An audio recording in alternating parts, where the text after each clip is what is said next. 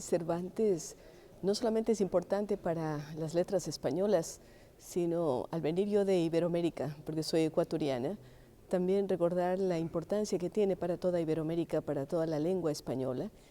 Con él se consolida la lengua, es el primer novelista moderno, diríamos así, porque traza los lineamientos de lo que significa el pensamiento, de lo que significa la novelística, crea personajes que son universales. Don Quijote y Sancho Panza están analizados desde el punto de vista psicológico, no solamente desde el novelístico, el gran refranero, la sabiduría. Es decir, hay muchas cosas que celebrar y a mí me parece muy adecuado que la Real Academia Europea de Doctores tome un liderazgo en este sentido y recree esta personalidad de Cervantes, pero también analice el Quijote, que es su obra cumbre, desde varios puntos de vista. Aquí pues van a estar tres españoles, una ecuatoriana y un egipcio, hablando sobre Quijote y Cervantes. Si Cervantes no hubiese escrito el Quijote, probablemente no hubiese tenido más de 2 líneas en la historia de la literatura mundial. Rompió moldes, es la primera novela moderna de la historia de la literatura. Hasta entonces el esquema, la metodología de narración y tal, digamos ya de las novelas de caballería y todo eso, o las pastoriles, eran absolutamente lineales, no tenían la profundidad ni la forma de narrar y de presentar las historias como las presentó Cervantes en el Quijote. Cervantes was a creative genius, the likes of which the world has never seen. And we are at the 400th anniversary of his death. So it's very appropriate that we should celebrate his genius and specifically what he has given us most, Don Quixote, which remains the quintessential novel, one of the greatest books ever written. And you read it, and you see every time new things and new facets. And that's what we'll talk about tonight. La primera mitad de su vida fue un hombre completamente de su época. La segunda mitad de su vida fue un hombre que empezó a concebir su época mucho antes de que nadie se diese cuenta de que estaba adelantando su época. Pero eso lo hace a partir de los 55 años, cuando él da por hecho que no existe para nadie. Probablemente no existe ni para sí mismo. Es decir, alguien que a los 55, 60 años se da por descatalogado, está fuera del sistema, pero es precisamente eso lo que explica que sea capaz de escribir el Quijote. Cervantes es un gran creador de arquetipos y por tanto de modelos de virtud que tienen la capacidad en él de ser universales y de adelantarse a su tiempo. Cervantes ha sido descrito por algunos autores como un preliberal, como un predemócrata, como un prerevolucionario y sinceramente en su obra se describe de un lado una España abierta, libre y divertida, una España para la que reivindica la libertad de conciencia y unos abanderados de esta libertad de conciencia que son los caballeros, que él, a diferencia de lo que dicen otros, no ridiculiza en la figura del Quijote, sino que precisamente al contrario exalta. Y esos valores son la honra, la defensa de la belleza en la evocación de la dama, la lealtad, la protección de los débiles y de los menesterosos y la construcción de una sociedad mejor para todos a la que el caballero se entrega en cuerpo y alma. Todos esos mensajes de hace 500 años hoy están más vigentes que nunca. Bien, buenas noches a todos. Con el permiso del señor presidente de la Real Academia Europea de Doctores, vamos a dar inicio a este conversatorio, a esta mesa redonda sobre Cervantes, los 400 años. Quiero hacer un poco de historia y contarles cómo nace la idea de hacer este conversatorio. Hace algunos meses, en calidad de miembro del Consejo Directivo de la Biblioteca de Alejandría, tenemos aquí al director de la biblioteca, se habían planteado hacer algunos eventos por los 400 años de Shakespeare. Y por supuesto, hispanoparlante, no podía dejar de pasar la oportunidad también de que se proponga hacer algún evento alusivo a este aniversario, también a los 400 años de Cervantes. Esto fue acogido en la Biblioteca de Alejandría y cuando vine aquí en el mes de julio se lo conversé a nuestro presidente y a algunos miembros del directorio y ellos acogieron. Tan buena fue la acogida que estamos aquí reunidos ahora para hablar sobre Cervantes y su obra. Extraigo de la lectura del Quijote y de la sabiduría antigua que las virtudes atribuidas históricamente al caballero eran el honor, la fidelidad, el heroísmo y la cortesía. Y que estos viejos términos que hoy podemos considerar en parte en desuso, en parte desprestigiados y en parte tachados como antiguos e inactuales, tienen una lectura de hoy y yo espero que también del mañana. Deberíamos tender puentes en lugar de cavar zanjas, aunque si alguien quisiera devolvernos a la sujeción, a la tiranía, deberíamos estar dispuestos a morir para que viviera con fuerza la libertad. Caballeros de la razón, como decía, deberíamos rechazar cualquier planteamiento que sustituyera al ciudadano por el súbdito, al hombre libre ante el que se abren las grandes alamedas de las últimas palabras de Salvador Allende, por la masa informe de los seguidores de cualquier dogma, al autor de la historia con minúsculas por la víctima de la historia con mayúsculas. Por eso deberíamos perseguir la conciliación y el acuerdo, la fraternidad y la transacción, el acercamiento y la convivencia. El cervantismo clásico creó una ficción colgándole el San Benito a Cervantes de lo que se llama el ingenio lego, es decir, aquella persona que no tiene estudios, no tiene conocimientos, no sabe nada y, sin embargo, por ciencia infusa, de repente se coge una pluma de ave, empieza a escribir y saca el Quijote. Realmente no era jurista, no había estudiado Derecho, pero en el Quijote trata del derecho civil, y diversas ramas del civil, derecho sucesorio, derecho contractual, trata del derecho procesal, trata del derecho penal. No era economista. Te asombras de cómo trata pues, la fiscalidad, la moneda, el trabajo, los salarios, la agricultura. No era médico, realmente no era médico. Era hijo de médico, su padre era cirujano barbero, pero no era médico. Y trata todas las enfermedades de su época y las describe de una manera admirable. Cervantes tenía una magnífica biblioteca. Tenía una biblioteca que tenía algo más de 300 volúmenes. Podíamos decir, yo creo sin temor a equivocarnos, que Cervantes no tenía títulos, pero sí tenía grandes conocimientos. Para ese tiempo, una escritura como la del Quijote, una obra en la que se mezclan todas las posibles literaturas de esa época en un solo libro, que además está hecho en clave cómica y cuya voluntad es fundamentalmente hacer reír, eso es una auténtica extravagancia. Lope de Vega no lo entiende. ¿Cómo se le ha ocurrido a Cervantes escribir un libro que es para reír, que nadie identifica con ninguno de los altos niveles de la cultura de su tiempo? Ningún académico reconocería en el Quijote nada valioso. Cuando Cervantes se muere 10 años después del primer Quijote, nadie ha hablado a favor de él. Ni un solo académico, ni un solo intelectual, ni un solo doctor respeta el Quijote. ¿Por qué? Porque Cervantes ha aspirado a hacer un libro en el que todos los lectores potenciales se pudiesen reconocer. Un libro en el que se habla sin parar. Un libro en el que se imitan y se parodian y hasta se enaltecen múltiples formas de la literatura a través de ese itinerario ambulante por la Mancha de dos personajes muy raros, Don Quijote y Sancho. Toda la novela muestra que el poder de las ideas y el poder de los sueños es mucho mayor que la destrucción de los libros o la censura de la expresión de las ideas. De hecho, va mucho más lejos, tal y como lo veo en Don Quijote.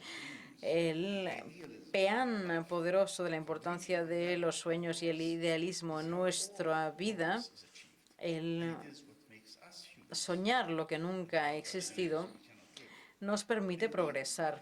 Eso es lo que nos hace humanos. Sin sueños no podríamos vivir. Al final del volumen 2, cansado y exhausto, Don Quijote y Sancho Panza llegan a casa. Don Quijote, aparentemente con su espíritu partido, es encamado. El largamente deseado resultado de ser una persona normal, como querían su familia y sus amigos, es decir, que abandone su búsqueda, su lucha y acepte su estatus de normalidad, parece que ya está al alcance de la mano. Se despierta y parece que ha recuperado su cordura y reconoce que solo es Alonso Quijano. Sí, pero privado de sus sueños y habiendo sido forzado a renunciar a sus ideales, a la caballería, muere entre los lamentos de sus amigos normales. Y eso yo lo veo como una potente condena de todos aquellos que nos obligan a abandonar nuestros sueños y a aceptar la sociedad tal y como es. Pedirles a cada uno de los panelistas que aborden, no sé, 3, 4, 5 minutos tal vez, aspectos específicos de la obra de Cervantes. Don Quijote dice literalmente lo siguiente: Dios sabe si hay Dulcinea o no en el mundo, y si es fantástica o no es fantástica, y estas no son de las cosas cuya averiguación se ha de llevar hasta el cabo. Ni yo engendré ni parí a mi señora, puesto que la contemplo hermosa sin tacha, grave sin soberbia, amorosa con honestidad, agradecida por cortés, cortés por bien criada y alta por linaje. Es una síntesis de un arquetipo mucho más que la descripción de un personaje concreto. Y además, curiosamente, la dama, tan esencial para un caballero, nadie puede decir si existe o no, lo que de alguna forma traslada al lector el esfuerzo de tener que completar todo aquello que le falta, y en este sentido Cervantes realiza una propuesta simbólica. El caballero ama por definición a su dama, la dama debería por definición existir, pero nadie puede afirmar o negar su existencia, lo cual de nuevo es un llamamiento a la libertad y a la pregunta de si, no sé si alguien puede amar a Dulcinea o si se puede amar a Dulcinea o si la amo yo. La respuesta a las tres preguntas es claramente afirmativa. Don Quijote no es un idealista, Don Quijote es un loco. Y lo simboliza precisamente en la elección de su pareja. Elige a una mujer que no conoce, que la real Aldonza Lorenzo, que le llama Dulcinea, era fea, le olía el aliento, le olía sudor, ¿no? Y lo dice Sancho Panza cuando va a llevarle la carta que le ha escrito Don Quijote, que no la lee ella porque era analfabeta, dice, olía a hombruno. Y en otro pasaje dice que Bruno debía ser lo peor. Y en otro pasaje dice, olía el aliento y tenía bigote. Bueno, peor no lo puede poner. Y sin embargo, Don Quijote la ama, pero es que ama a lo que se ha inventado. Durante siglos se ha estado hablando de que Cervantes era un hombre pobre, era un hombre que pasó miserias, era un hombre que pasó penalidades. Sin duda alguna que las pasó, porque no tuvo una vida fácil, pero también tuvo momentos que no lo fue así. Todos los escritores de la época, cuanto más importantes más, tenían un mecenas, tenían ahora llamaríamos un patrocinador, que les da, y posiblemente un sponsor, todavía más actual. Pero posiblemente el conde de Lemos debería llevar una temporada con la bolsa cerrada, y por eso le dedica la segunda parte del Quijote, y por eso le pone aquí este bocadillo de decir, oye, que he dejado lo de la China, a ver cómo. Y ahí es donde él dice que es pobre. al final de la vida de Cervantes es posible que sí acabase muy justito. Lo normal es que cuando se hace miembro de la congregación religiosa que se hace, básicamente es para garantizar que lo van a enterrar. Es que no le queda ya casi nadie de familia. Las hermanas se han muerto, queda su mujer, ha ganado algún dinero vendiendo libros en los últimos 5 o 6 años, pero pase lo que pase, mejor garantizar que me entierran y ya está. Y es posible que viviese incluso de realquilado en casa de un fraile que le presta un apartamento y tal. Es terriblemente pudibundo. Es pudibundo. Le da mucho miedo todo esto del sexo. Y las relaciones amorosas, y cuando alguna mujer se acerca a él con intenciones libidinosas, Don Quijote se echa para atrás aterrorizado. Claro que no podemos retratar a Cervantes en Don Quijote y sería totalmente absurdo. Lo que sí podemos hacer es afirmar que en el retrato de Don Quijote Cervantes necesita que Don Quijote sea un auténtico caballero, leal a Dulcinea. Dulcinea, por supuesto, es una mera imaginación y hasta diría, no es una mera imaginación, es un absoluto deber. ¿Alguien sabe de algún caballero andante que no haya estado enamorada de una dama por la cual emprende una y otra vez sus hazañas? Eso no existe. Por tanto, si Don Quijote quiere ser caballero, habrá de hacer como hacen los caballeros de los libros de caballerías. Todo el mundo entendió en 1605 y en 1615 que ese caballero de Don Quijote era absolutamente ridículo, patético, un farsante, un cantamañanas, una cosa para reír. Eso es lo que vivió todo el mundo. ¿Por qué? Porque Don Quijote era la parodia de Tirán lo Blanc o de Amadís de Gaula. Era la parodia, era la caricatura. Es como si yo ahora, bueno, o tú, estuvieses vestida como una mujer de hace 100 años y hablase como una mujer de hace 100 años. Y todos aquí aguantaríamos tranquilamente y diríamos, a Rosalía le pasa algo, es un poco rara, pero va vestida de hace 100 años, no sé qué, tal, y habla incluso con las formas y el protocolo. Nos quedaríamos todos muy extrañados. Don Quijote es eso, es alguien que va vestido con las armas que tiene enmohecidas y aparcadas de 100 años atrás en su casa y sale tan contento de su casa, se le está cayendo todo, se le rompe, está todo enrubinat, enmohecido. Este tío está chalao total. Esa dimensión se nos escapa. Nos ponemos firmes leyendo el Quijote, nos ponemos en bata, con traje y corbata, nos ponemos muy serios. No, el Quijote está escrito como un chiste prolongado, un chiste continuo, una cosa que no empieza en un lugar de la Mancha, de cuyo nombre no quiero acordarme. No empieza así. Empieza en un lugar de la Mancha, de cuyo nombre no quiero acordarme. Vivía. Empieza así. Un tío que se pone a hablar. Hay una parte muy importante, es una parte que permite comparar quién es realmente Don Quijote. Y Don Quijote no es un loco, sino es un gran héroe. Además, también es presentado comparándole con alguien específicamente escogido, un poeta que inspira a múltiples generaciones y a la civilización misma. ¿Y qué dice? Al final dice, el pueblo, el lugar de la Mancha, de cuyo nombre se omite, dice, este es el final, y no es Cervantes, este es el final del ingenioso Hidalgo de la Mancha, cuyo lugar no fue indicado con precisión, o cuyo pueblo de origen. ¿Por qué? Para que todos los pueblos y aldeas de la Mancha lucharan entre sí por el derecho de adoptarlo y proclamarlo su hijo predilecto, igual que las 7 grandes ciudades de Grecia lucharon por hacer suyo a Homero. Es decir, en sus últimas líneas, Cervantes dice, lo hemos dejado así para que todas las aldeas y los pueblos se peleen por adoptar a este Don Quijote como hijo propio, como su héroe. Por lo tanto, no puede ser un hazme reír ni un loco.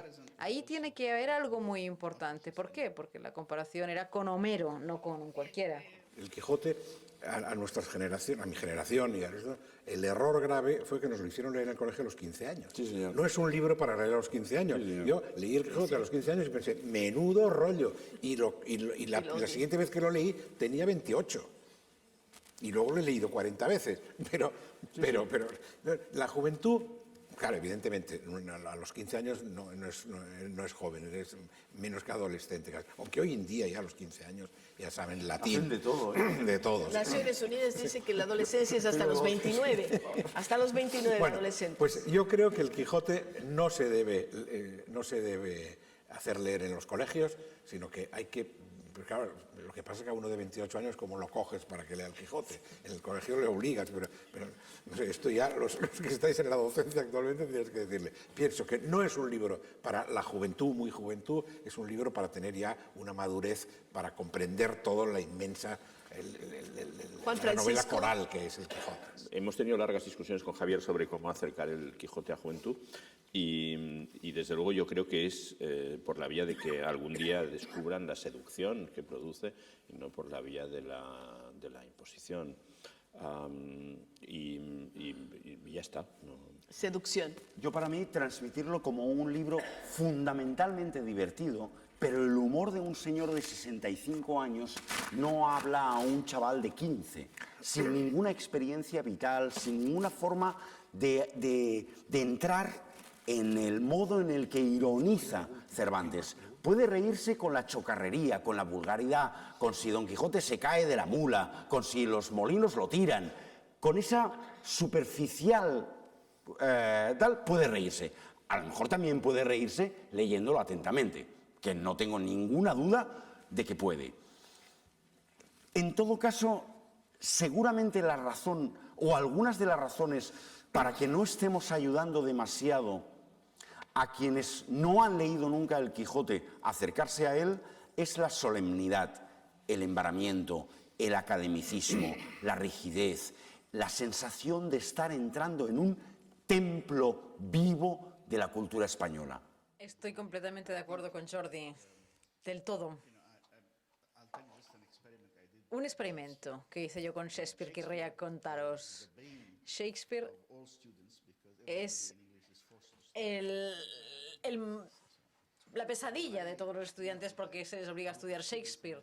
Y yo pues reuní un grupo de estudiantes y les dije, si Shakespeare viviera, se sentiría muy decepcionado porque era el mayor entretenidor de la historia en su época.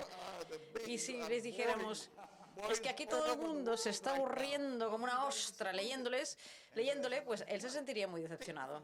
Así que, bueno, pues cojan la idea fundamental y luego pues invéntense el resto con sus ideas o algo así, con la base, ¿no? Y entonces pues ellos hicieron sus propias obras sobre la base de Shakespeare. Se lo pasaron tan bien que luego vinieron y me dijeron, oye, es que no hemos acabado de entender esta parte, ¿nos puedes contar un poco más de esto? ¿Nos puedes contar un poco más de esto otro? Es otra manera de entrar en lo mismo, ¿no? Es como aquello de voy a entrar en el templo del inglés, Shakespeare, pues bueno, lo mismo, ¿no? Con Cervantes. Antes de agradecer a los miembros de este panel, que además casi no necesitaban las preguntas del público, porque aquí se han estado entrecruzando ideas y comentarios diversos. El día de mañana voy a dejar en la academia un libro que traje del Ecuador. Es un libro de un escritor ecuatoriano, probablemente poco conocido en los tiempos actuales, pero que ha tenido mucho prestigio en los diferentes países. Se trata de Juan Montalvo, que escribió un libro que se llama Los capítulos que se le olvidaron a Cervantes, y que valdría la pena que de pronto alguien lo conozca y vea el estilo en el que está escrito y cómo fue glosando a Cervantes en esta obra realmente increíble para América Latina. Quiero nuevamente... ¿Sí? ¿Tú quieres decir algo? Sí. Bueno, agradecer, se merecen un gran aplauso, han sido excelentes expositores y nos han puesto otra vez a Cervantes y al Quijote aquí.